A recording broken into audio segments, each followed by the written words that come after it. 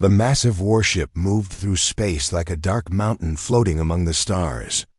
Its black metal hull stretched for 2 kilometers, covered in weapon ports that could destroy entire planets. This was the Eternal Dominion, flagship of the most feared military force in the galaxy. No enemy had ever damaged it. No fleet had ever stood against it and lived to tell the story. Admiral Crux Vorthik stood on the bridge, his 8-foot frame covered in bio-enhanced armor that made him look more like a machine than a living being. His 4 arms moved across control panels with practiced ease, each movement calculated and precise. The Valdris had evolved for war, and Vorthik was their greatest warrior. His yellow eyes scanned the tactical displays, showing 37 ships. Under his command, each one capable of turning a moon into dust, the bridge around him hummed with quiet efficiency. Valdris officers worked at their stations, their movements sharp and controlled. They spoke in low, harsh tones in their native language, discussing the complete surrender of another species. The insectoid Thrixie had lasted exactly 47 minutes against the Valdris fleet. Their homeworld now served as a mining colony, its population working in the deep tunnels to extract rare metals for the Empire. A communications officer approached Vorthik, his footsteps echoing on the metal floor. The younger Valdris kept his head bowed in respect as he spoke. "Admiral, we have received confirmation from Sector 7. The Zephyrian colonies have accepted our terms. All 12 worlds have agreed to serve the Empire." Vorthik's mandibles clicked together in what passed for satisfaction among his people. The Zephyrians had been wise to surrender quickly. Their beautiful crystal cities would remain intact. Their peaceful population spared the horrors of a Valdris assault. It was always better when species chose wisdom over foolish resistance. How long did they deliberate? Vorthik asked, his voice like grinding stone. 18 minutes, Admiral. They witnessed our demonstration on their outermost moon and immediately sent surrender signals on all frequencies. The demonstration had been simple and effective. A single plasma blast from one of the smaller escort ships had vaporized a moon the size of Earth's satellite. The message was clear to any intelligent species: resist and face total annihilation, or submit and live under Valdris rule. It was an easy choice for any rational being. Vorthik moved to the main viewing screen where the stars stretched out in all directions. Somewhere among those distant lights were civilizations that still believed they could resist the Valdris Empire. They would learn otherwise soon enough. 3 centuries of conquest had proven that no species could stand against the might of the Empire. Technology, numbers, and the will to use overwhelming force had made the Valdris the undisputed masters of this galaxy. The tactical officer called for attention from across the bridge. "Admiral, long-range scouts report another potential target in Sector 12. A young species with primitive faster-than-light capability. They appear to be concentrated in a single star system." Vorthik studied the data that appeared on his personal screen. The information was basic but promising. The species had achieved spaceflight recently, probably within the last century. Their energy signatures were weak, their technology crude. Their ships appeared to be built for exploration rather than war, a common trait among species that had not yet learned the harsh realities of galactic politics. "Population estimates?" Vorthik inquired. "Approximately 8 billion on the primary world, with smaller colonies throughout their system. Their industrial capacity appears limited but growing. They show signs of rapid technological advancement." This was interesting. Rapid advancement could be useful if properly directed. The Valdris had learned to value species that showed innovative thinking, as long as that innovation served the Empire.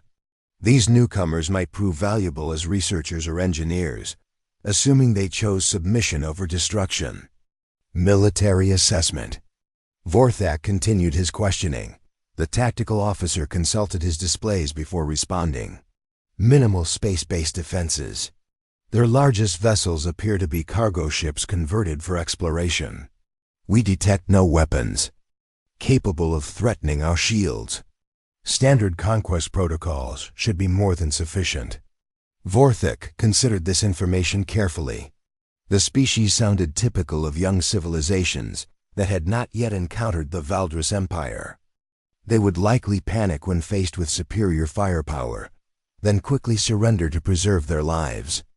It was a pattern he had seen dozens of times before. "Sir," another officer interrupted, "shall I prepare the main fleet for conquest?" The admiral shook his head slowly. "No, this appears to be a minor operation.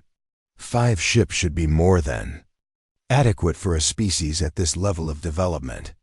Select our fastest vessels and proceed to their system. I want this completed quickly so we can focus on more significant targets." The order was given and acknowledged throughout the fleet.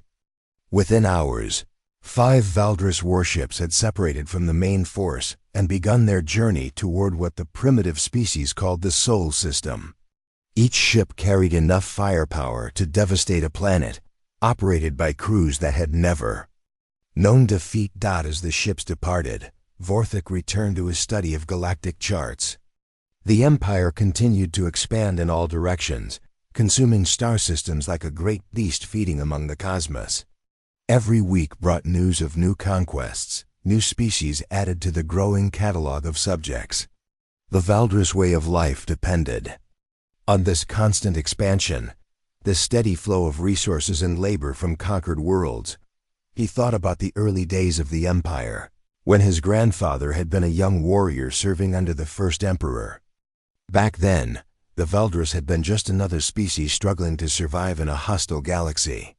They had faced extinction at the hands of an aggressive neighbor and had responded by developing the most advanced military technology anyone had ever seen. Their bio-enhancement programs had created super soldiers, their shipyards had produced vessels of unmatched power, and their tactical doctrine had evolved to ensure victory at any cost. The first conquest had been difficult, requiring the sacrifice of many Valdris lives. The second had been easier. By the 10th, other species had begun surrendering at the mere sight of Valdris ships.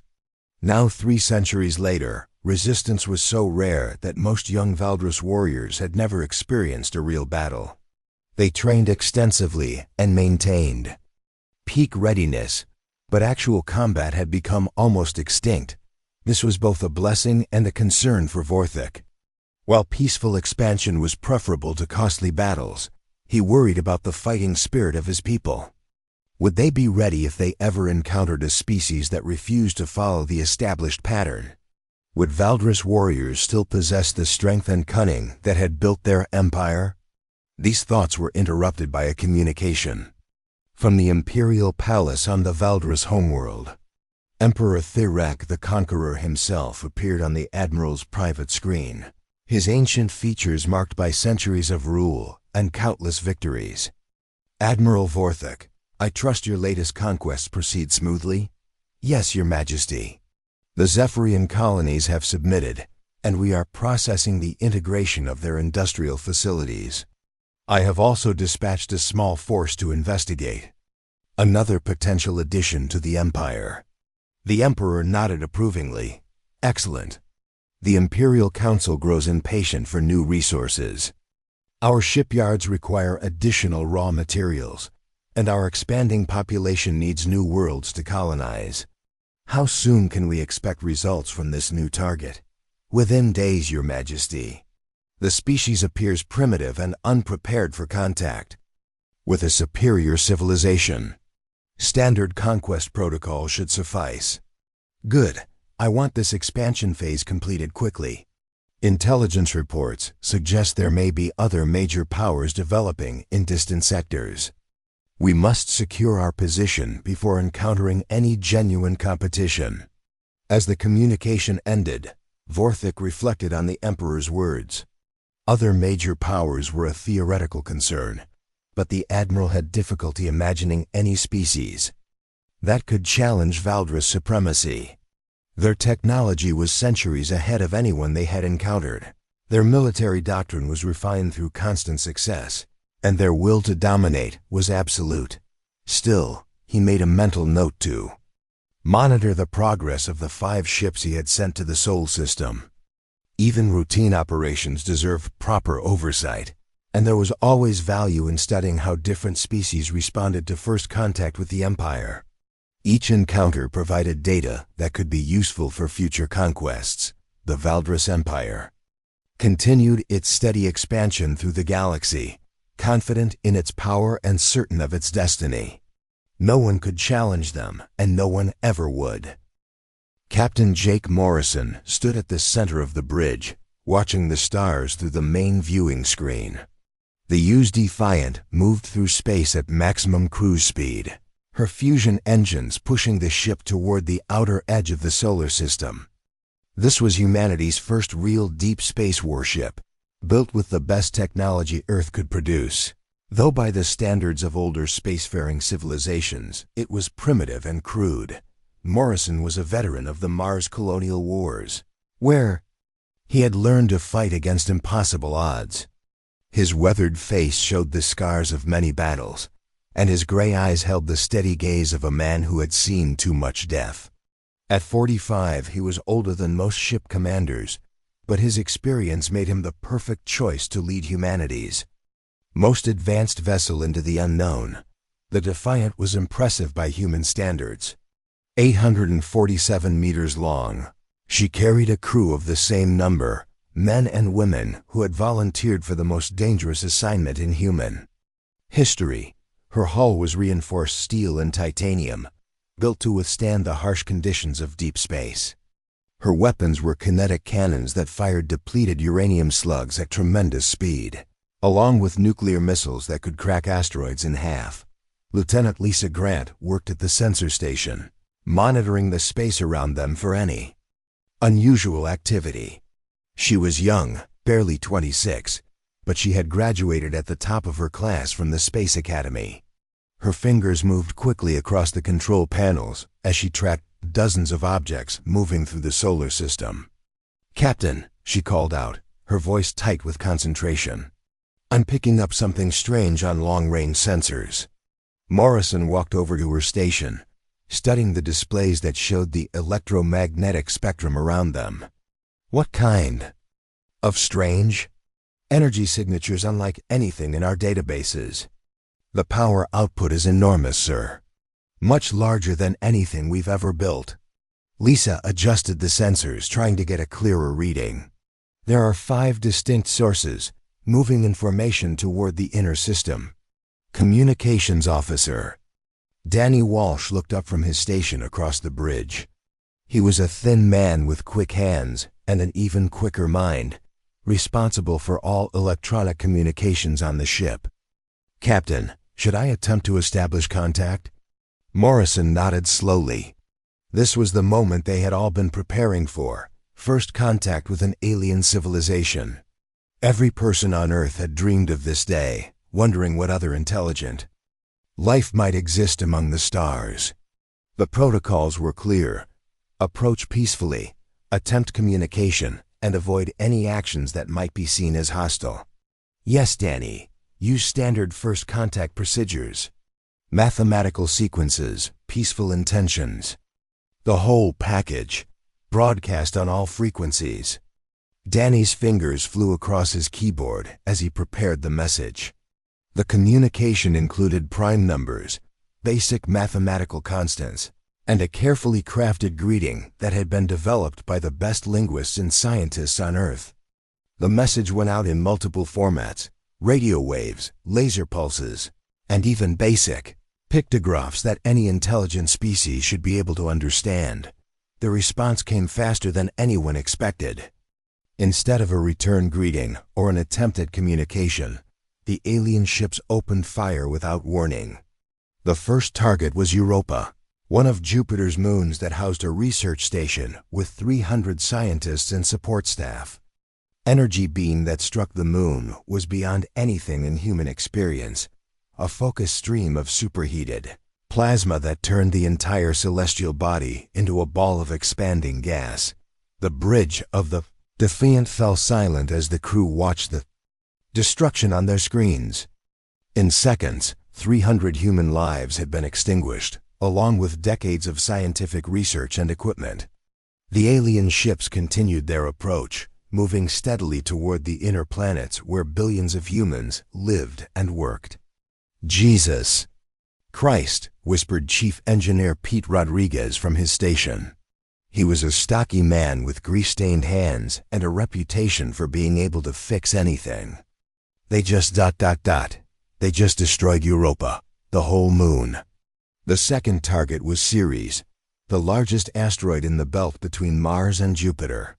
The mining facility there employed over 1,000 workers who extracted valuable minerals for Earth's industries.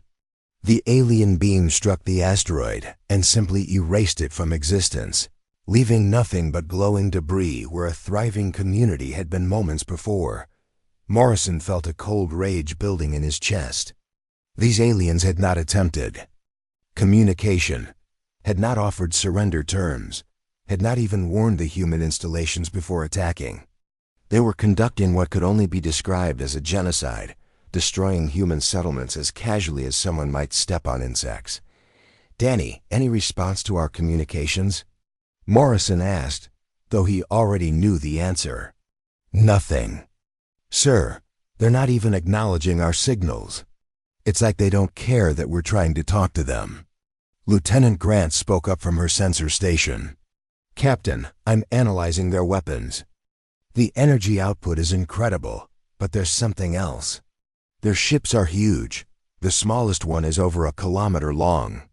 They're moving in a tight formation, and their course will take them directly toward Earth."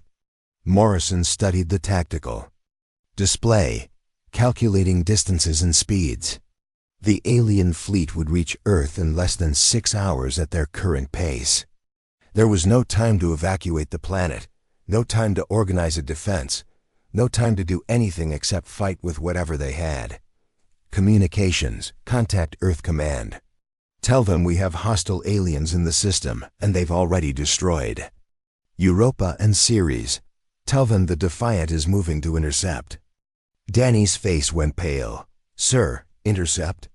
We're 1 ship against 5 of theirs, and each of their ships is larger than anything we've ever built. I know the odds, Danny. Send the message." The crew of the Defiant began preparing for what they all knew was a suicide mission. In the engineering section, Pete Rodriguez started pushing the fusion reactors beyond their normal limits, coaxing every erg of power from the ship's engines. The weapons crews checked and rechecked their ammunition, making sure every kinetic round was ready for firing. Commander Sarah Blake, the ship's tactical officer, worked frantically at her station. She was a brilliant strategist who had studied every military conflict in human history, looking for patterns and weaknesses that might give them an advantage. Her short blonde hair was tied back in a regulation bun, and her blue eyes were focused intently on the tactical displays. "Captain, I'm trying to find some kind of weakness in their formation, but they're not giving us much to work with. They're maintaining perfect spacing. Their energy shields appear to be active, and their weapons are charged and ready." Morrison moved to the captain's chair at the center of the bridge. "Sarah, forget about conventional tactics. These aliens have obviously never faced real resistance before. They destroyed our installations without warning, which suggests they're used to easy conquests. Maybe we can use that arrogance against them." The Defiant accelerated toward the alien fleet, her engines straining to close the distance. The human ship was much smaller than the alien vessels, but she was also faster and more maneuverable. Morrison began to formulate a desperate plan based on the one advantage they seemed to have. The aliens clearly didn't expect their prey to fight back. "Lisa, can you get detailed scans of their ships? I want to know everything about their design, their weapons, their weak points." "Working on it, sir. Their hulls appear to be some kind of advanced alloy, much stronger than our steel. Their energy shields are powered by what looks like fusion reactors, but much more advanced than ours. And Captain, their weapons are designed for long-range bombardment. They might not be as effective in close combat." This was the first piece of good news Morrison had heard since the attack began. How close would we need to get? Based on their weapon configuration, I'd estimate less than 10 kilometers. At that range, their main guns might not be able to track us effectively. Morrison smiled grimly. 10 kilometers was practically point-blank range in space combat, close enough that the Defiant's crew could see the alien ships with their naked eyes. It was exactly the kind of insane, desperate tactic that no sane military commander would ever attempt. All right, people. We're going to ram this thing right down their throats.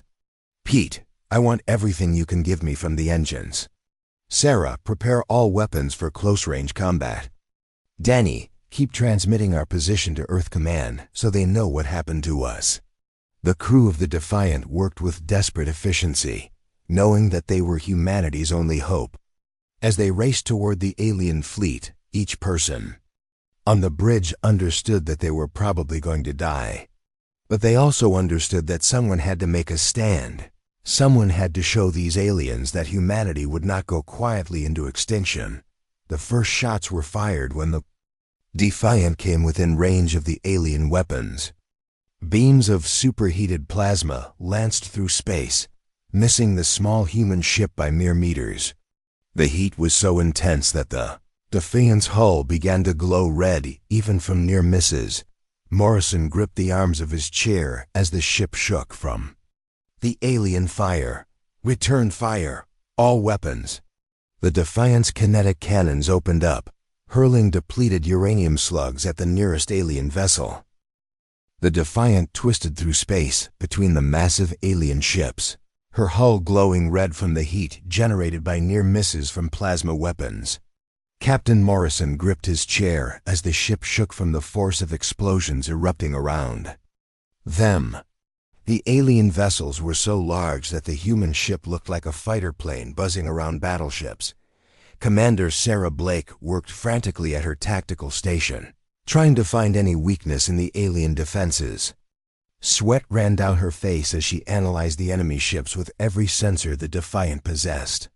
The alien technology was centuries ahead of anything humanity had developed, but Sarah had spent her career studying warfare, and she knew that every military system had flaws. "Captain, I'm seeing something interesting," Sarah called out over the noise of battle. "Their ships are designed for fighting at long range. They have massive weapons that can destroy planets, but they're having trouble tracking us when we get close. Their targeting systems seem to be built for hitting large, slow targets." Morrison felt a spark of hope. "What else?" "Their formation is rigid, sir. They're maintaining precise distances from each other, like they're following a manual. They're not adapting to our tactics at all. It's like they've never fought an enemy that moved unpredictably." This was exactly what Morrison had suspected. The aliens had grown used to easy victories against enemies who followed predictable patterns.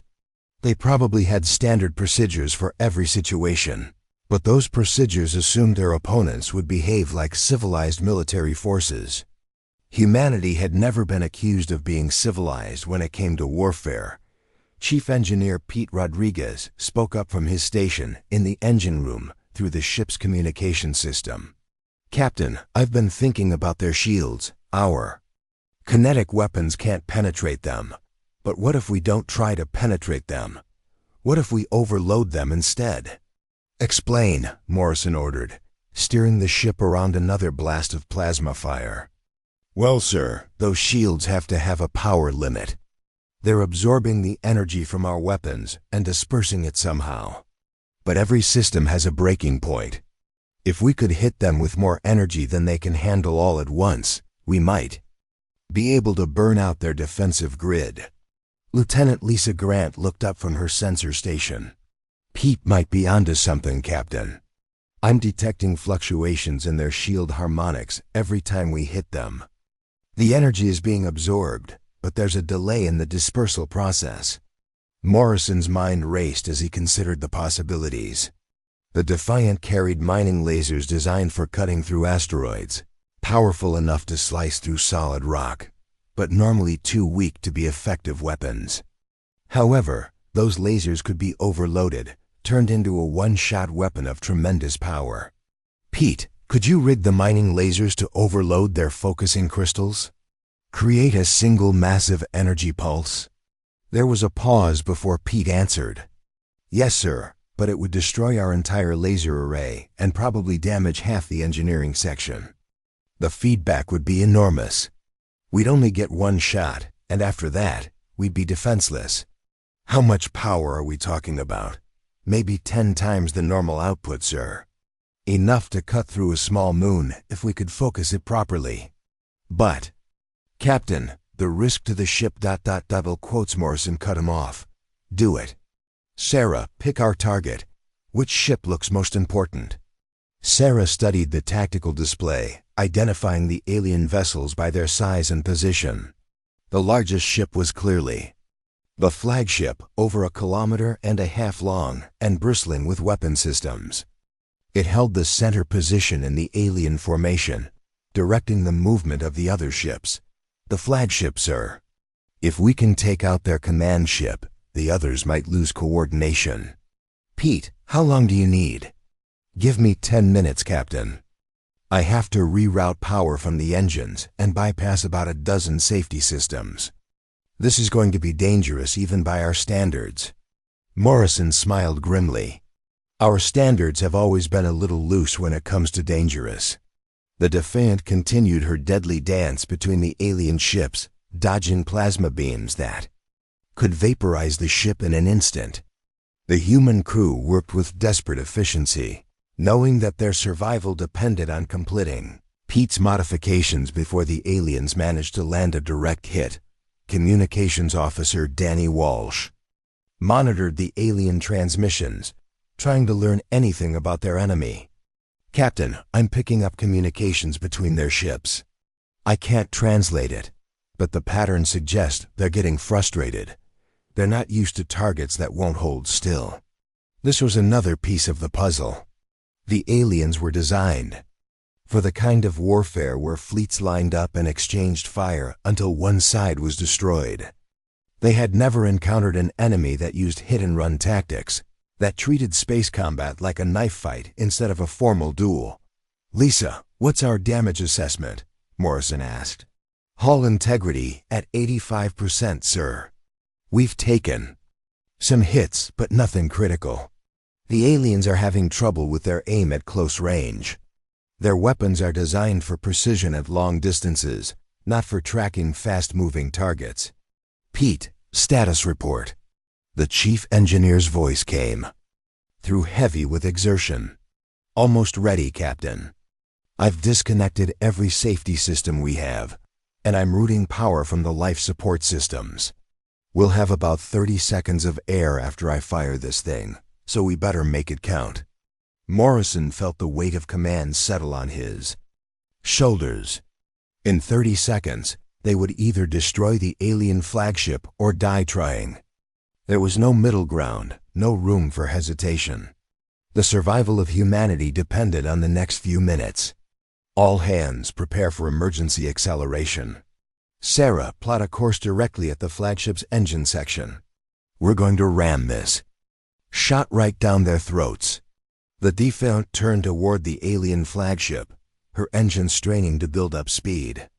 The massive enemy vessel loomed ahead like a metal mountain, its hull covered in weapon ports and sensor arrays.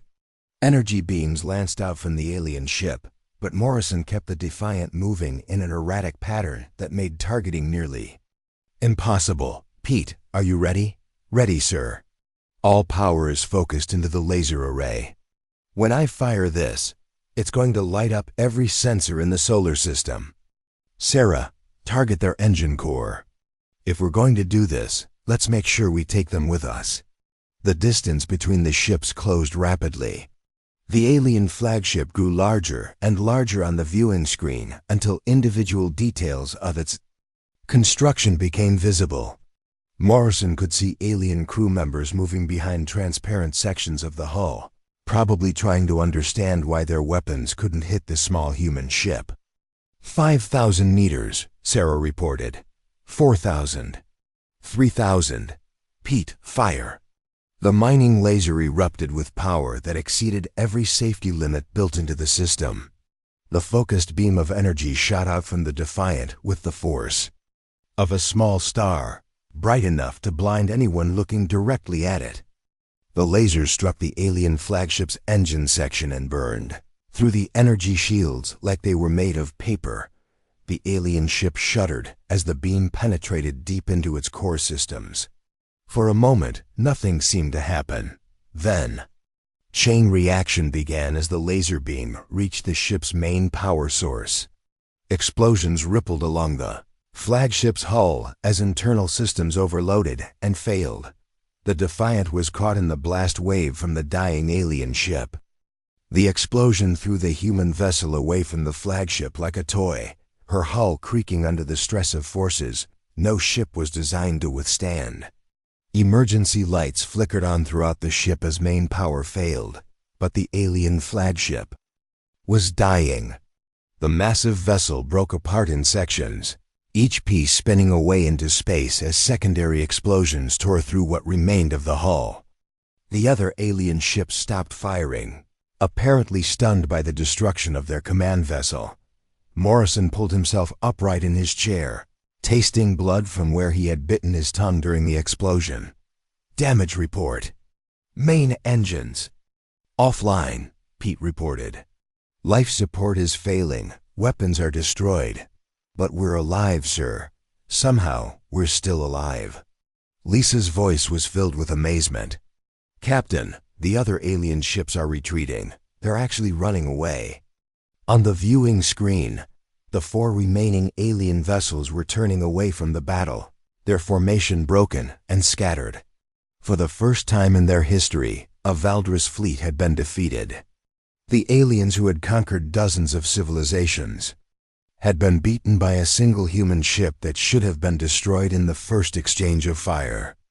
Danny, can you get a message to Earth Command? Yes, sir. Communications are still working. Tell them we've engaged the aliens and destroyed their flagship. Tell them the enemy is retreating, but they'll probably be back with more ships. Tell them humanity needs to prepare for war. As the alien ships disappeared into hyperspace, carrying news of their defeat back to their empire, Morrison realized that everything had changed. Humanity was no longer alone in the universe, and they had just made the most powerful enemies imaginable. But they had also proven something important. Even the mightiest predator could be brought down by prey that refused to die quietly. The battle was over, but the war for humanity's survival was just beginning. Admiral Krex Vorthik stood in the war room of the Eternal Dominion, staring at the reports that had arrived from the Sol system. The data made no sense. According to the surviving ships, a single primitive vessel had destroyed 3 Valdris dreadnoughts, including the squadron flagship. The reports described impossible maneuvers, weapons that should not have been able to penetrate Valdris shields, and tactics that violated every rule of civilized warfare. The surviving ship commanders stood before him, their bio-enhanced frames trembling with shame and confusion. These were veteran warriors who had participated in dozens of conquests, but they looked like frightened children as they delivered their report. Explain to me again how a single primitive ship destroyed the conquest of stars, Vorthik demanded. His 4 arms crossed in a gesture of barely controlled rage. Sub-Commander Nexer stepped forward, his yellow eyes unable to meet the Admiral's gaze. Sir, the human vessel employed tactics we have never encountered. Instead of maintaining proper combat distance, it flew directly into our formation. Our weapons could not track it effectively at close range. You allowed a primitive ship to get close enough to ram you? No, sir, they did not ram us. They used some kind of overloaded energy weapon that burned through our shields in a single shot. Our defensive systems were not designed to handle that level of concentrated power. Vorthik's mandibles clicked together in anger. The Valdris had spent centuries developing the perfect defensive systems, shields that could absorb the energy from entire fleets. No species had ever found a way to overcome them with brute force. What of their military doctrine? Did they attempt to negotiate? Did they offer terms for surrender? Nexer's voice grew even quieter. They never tried to surrender, sir. Even when facing certain death, they continued to attack. When we destroyed their outer colonies to demonstrate our power, they became more aggressive, not less. It was as if the destruction made them fight harder. This was completely outside Valdris' experience. Every species they had encountered followed the same pattern when faced with superior firepower. First came disbelief, then fear, then desperate attempts to negotiate, and finally submission. The idea of a species that became more dangerous when cornered was alien to everything the Valdris understood about warfare. The communication panel activated, showing the image of Emperor Therek the Conqueror calling from the Imperial Palace. The ancient ruler's face was marked with fury as he spoke. Admiral Vorthek, I have received disturbing reports from your sector. Is it true that a single primitive ship has defeated an entire Valdris squadron? Yes, Your Majesty. The reports are accurate. We are dealing with a species unlike any we have encountered before. The Emperor's eyes blazed with anger. Impossible. No primitive species could challenge Valdris' military superiority. There must be some explanation. Perhaps they have allies we are not aware of. Our intelligence suggests otherwise, Your Majesty. The humans appear to be acting alone, but their approach to warfare is completely different from what we have studied. They do not follow rational military doctrine. Emperor Therek was silent for a long moment, processing this information. In 3 centuries of rule, he had overseen the conquest of 47 different species. All had followed predictable patterns of resistance and submission. The idea that a young civilization could develop military tactics superior to the Valdris Empire was unthinkable. How many ships do these humans possess? Our estimates suggest fewer than 300 vessels, Your Majesty. Most appear to be converted cargo ships with minimal armament. Then we will crush them with overwhelming force. Assemble the Grand Fleet, every available ship in the Empire. If these humans want to fight, we will give them a war they will never forget. As the Emperor's image faded, Vorthek felt a chill despite his confidence in Valdris' superiority. Something about the human tactics troubled him deeply. The reports described a species that seemed to thrive on impossible odds, that fought harder when facing extinction. Such behavior was completely irrational by Valdris standards. Meanwhile, in the Sol system, humanity was preparing for the storm. They knew was coming. Captain Morrison had returned to Earth aboard the crippled Defiant, now considered a hero throughout human space. The story of his victory against impossible odds had spread to every colony and space station, inspiring a wave of determination that surprised even the military leadership. Admiral Helen Carter stood in the command center of Earth's defense headquarters, surrounded by displays showing the frantic preparations taking place throughout the solar system. Ships that had never been designed for combat were being retrofitted with whatever weapons could be found. Civilian cargo vessels were being converted into missile platforms. Even pleasure craft were being equipped with nuclear warheads for suicide attacks. Admiral, we have reports from every major colony, reported Colonel Mike Stevens, Carter's chief of staff. The response has been overwhelming. Every ship capable of spaceflight has volunteered for the defense fleet. Carter studied the numbers. On her displays, 237 ships had been assembled, ranging from military vessels like the Defiant to converted mining ships, and even a few luxury yachts that wealthy citizens had donated to the cause. It was an impressive fleet by human standards, but Carter knew it would face odds of more than 10 to 1 against the alien force that was surely coming.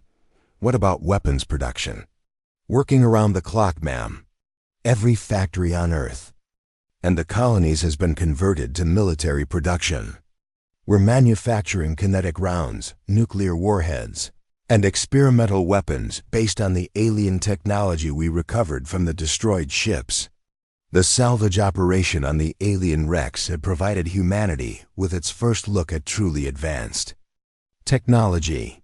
Human scientists worked frantically to understand energy shields, plasma weapons, and faster-than-light communication systems that were centuries ahead of anything Earth had developed. Dr. Susan Walsh, the head of the research team, approached Carter with a datapad containing the latest findings.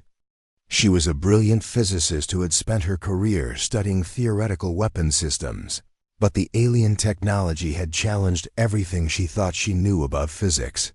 "Admiral, we've made some progress understanding their shield systems. The good news is that Captain Morrison's instincts were correct.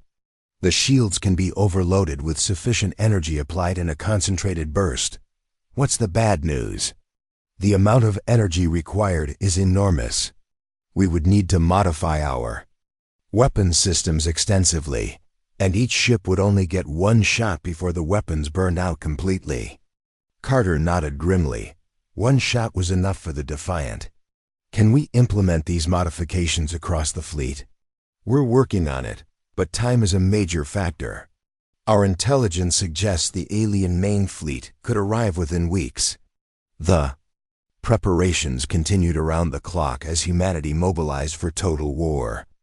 Every person on Earth understood that this was a fight for survival, not just for their planet, but for their species. The aliens had shown no interest in negotiation or peaceful coexistence. They came as conquerors, and humanity would either resist successfully or face extinction. Captain Morrison found himself at the center of the planning process, his experience in the first battle making him invaluable for developing tactics against the alien fleet. He worked with Admiral Carter and her staff to design strategies that took advantage of humanity's unique approach to warfare. "The aliens fight like they're conducting a parade," Morrison explained to the assembled commanders. "They maintain perfect formations, follow rigid procedures, and expect their enemies to behave predictably. We need to do exactly the opposite. What do you recommend?" Carter asked. "Chaos. We hit them from every direction at once, use tactics they've never seen before, and keep changing our approach so they can't adapt. We make this fight so confusing and unpredictable that their superior technology becomes a disadvantage." The strategy that emerged was unlike anything in military history. Instead of traditional fleet formations, human ships would attack in small groups, using hit-and-run tactics and suicide attacks to disrupt the alien battle plan. Every ship would be equipped with experimental weapons designed for single use. Maximum impact strikes. As the final preparations were completed, humanity waited for the arrival of the alien fleet. Long-range sensors detected massive energy signatures approaching from deep space, moving steadily toward the Sol system. The Valdris Empire was coming with the largest military force ever assembled, determined to crush the upstart species that had dared to resist their expansion. Admiral Carter stood on the bridge of her flagship, the newly constructed U.S. Defiance, watching the stars and thinking about the battle that would soon decide humanity's fate. Around her, 237 ships held position in the asteroid belt, their crews ready to fight against impossible odds.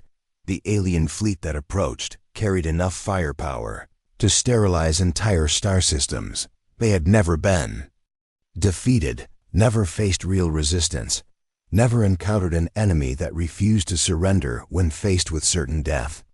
But they had never fought humans before, and humanity was about to teach the galaxy a lesson about the difference between conquest and survival. The asteroid belt between Mars and Jupiter had become a graveyard of metal and dreams.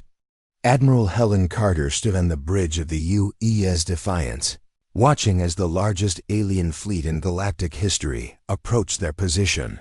312 Valdris warships moved in perfect formation, their massive hulls gleaming in the light of the distant sun. At the center of the fleet was the Universe Crusher, a 5-kilometer dreadnought that served as the flagship of Emperor Thyrek himself. Carter's fleet of 237 human ships looked pathetic in comparison, converted cargo. Vessels floated alongside military craft, their hulls reinforced with whatever materials could be found. Mining ships carried nuclear warheads instead of ore, and even luxury yachts had been fitted with suicide charges. It was the most desperate fleet ever assembled, crewed by volunteers who knew they were probably going to die. Admiral, long-range sensors confirmed the alien fleet composition, reported Lieutenant Colonel Jenny Brooks from the sensor station. We count over 300 ships, including the largest vessel we've ever detected. Energy readings suggest it has enough firepower to destroy a planet. Carter nodded calmly, though her heart was racing. The odds were worse than anyone had imagined, but humanity had passed the point where odds mattered. This was a fight for survival, and humans had never been good at accepting defeat gracefully. Signal the fleet. All ships are to execute plan. Chaos on my command. Remember, we're not trying to win a traditional battle. We're trying to create so much confusion that they can't use their superior firepower effectively. Captain Morrison commanded a squadron of fast attack craft, converted fighters that had been stripped of everything except engines and weapons. His job was to penetrate the alien formation and target their command ships, disrupting their coordination. It was a suicide mission, but Morrison had volunteered without hesitation. "Jake, you ready for this?" asked Commander Sarah Blake over the communication channel. She led another attack squadron from a converted transport ship loaded with experimental missiles. "As ready as anyone can be for the end of the world," Morrison replied. "Remember, hit fast, hit hard, and keep moving. Don't give them time to target you properly." The battle began when the alien fleet reached optimal firing range. The Universe Crusher fired first, its massive plasma cannon sending a beam of energy that could have melted a moon toward the center of the human formation.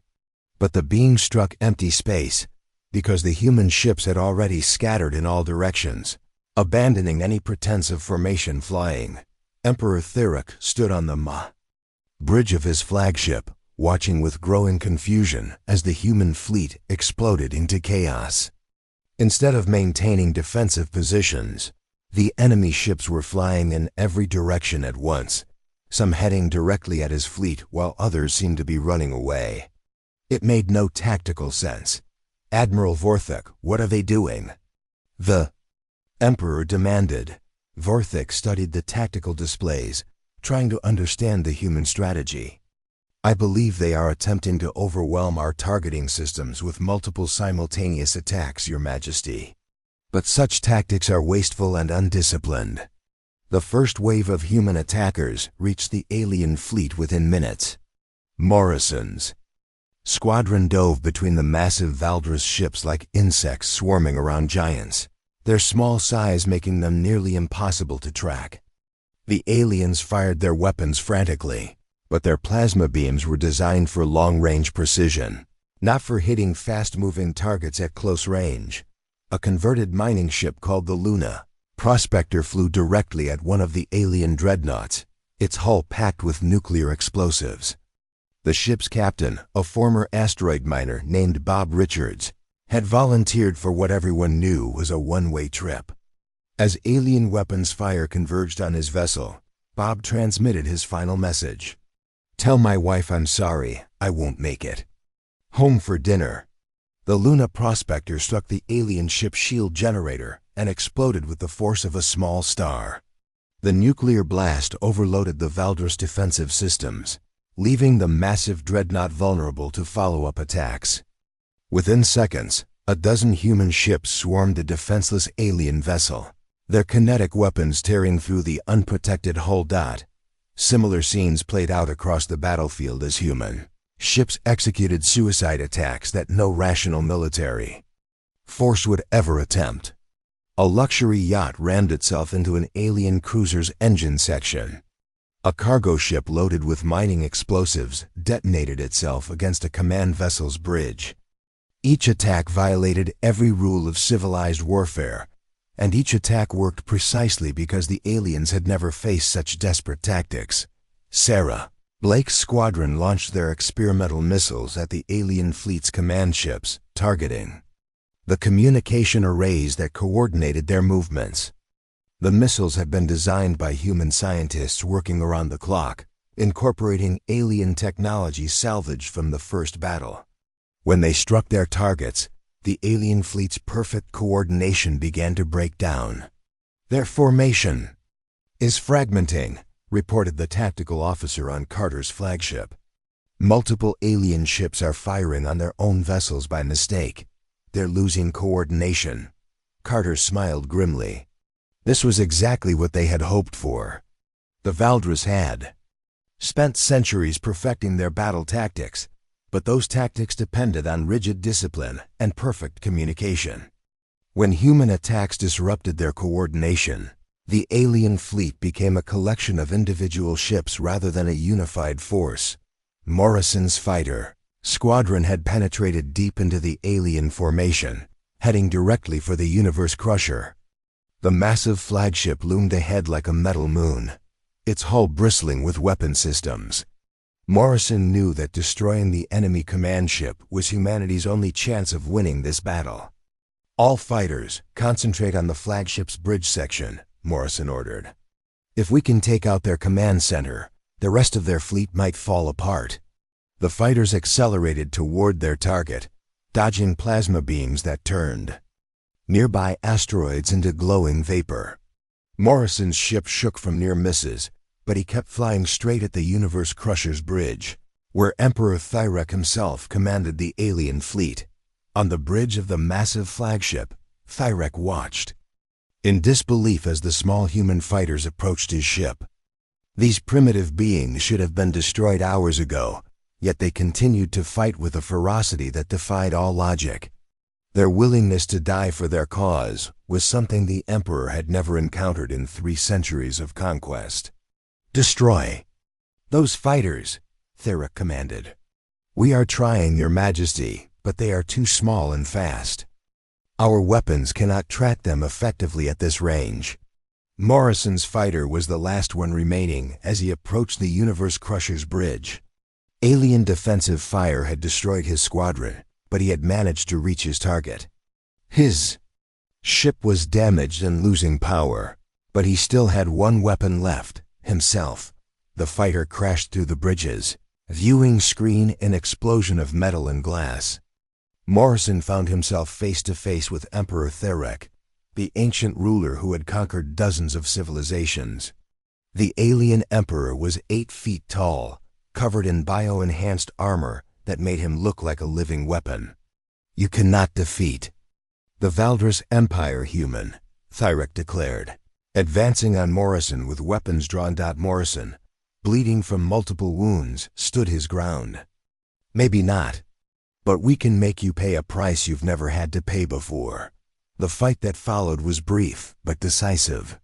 Morrison fought with the desperation of his entire species, while Thyrek fought with the arrogance of centuries of easy victory. When it ended, the Emperor of the Valdres Empire lay dead on the deck of his own flagship, killed by a human who refused to accept defeat. With their emperor dead and their coordination shattered, the Valdres fleet began to retreat. Ship after ship abandoned the battlefield, carrying news of their impossible defeat back to their empire. For the first time in their history, the Valdres had been beaten by an enemy they had expected to crush easily. Admiral Carter watched from her bridge as the alien ships fled into hyperspace. Around her, the surviving human vessels began rescue operations for the crews of damaged ships. They had won, but the cost had been enormous.